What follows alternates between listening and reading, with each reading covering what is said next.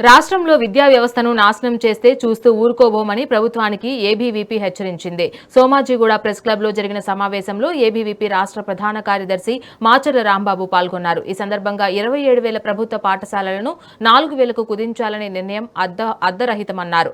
పేద విద్యార్థుల ఉచిత విద్యను దెబ్బతీసే జీవో నెంబర్ 7ను వెంటనే రద్దు చేసి పాత పద్ధతిలోనే ఫీజు రియంబర్స్మెంట్ అమలు చేయాలని డిమాండ్ చేశారు. ప్రైవేటు విద్యా మాఫియాను అరికట్టి ప్రభుత్వ విద్యా వ్యవస్థను బలోపేతం చేయకుంటే పెద్ద ఎత్తున పోరాటాలు చేస్తామని స్పష్టం చేశారు.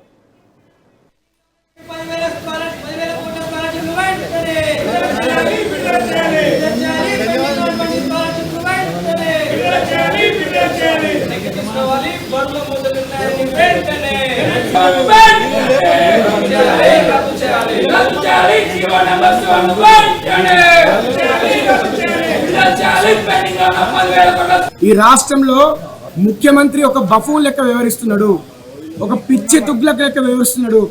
ఈ రాష్ట్రంలో ఉన్నటువంటి 27,000 ప్రభుత్వ పాఠశాలలను 4,000 పాఠశాలకు తీసుకొస్తాము, రేషనలైజ్ చేస్తామని చెప్పేసి ఒక పిచ్చి నిర్ణయాన్ని తీసుకొని పేద విద్యార్థులకు, తండాలలో గూడాలలో ఉండేటువంటి విద్యార్థులకు ఈ ప్రాథమిక విద్యను దూరం చేసేటువంటి కుట్ర పన్నుతున్న రేవంత్ రెడ్డి. ఖబర్దార్ రేవంత్ రెడ్డి, ఏబీవీపీ ఆధ్వర్యంలో నీ కుట్రలకు సమాధిగతం నువ్వు రాజకీయంగా అంతం చేస్తామని ఈ సందర్భంగా హెచ్చరిస్తున్నాం. పేద విద్యార్థులకు ఉచితంగా అందవలసినటువంటి ఈ యొక్క విద్యను దూరం చేయడం కోసమే ఈ యొక్క జీవో నెంబర్ 7ని తీసుకొచ్చి విద్యార్థుల లోపల అకౌంట్ల లోపల మేము నిధులు జమ చేస్తామని చెప్తున్నాడు.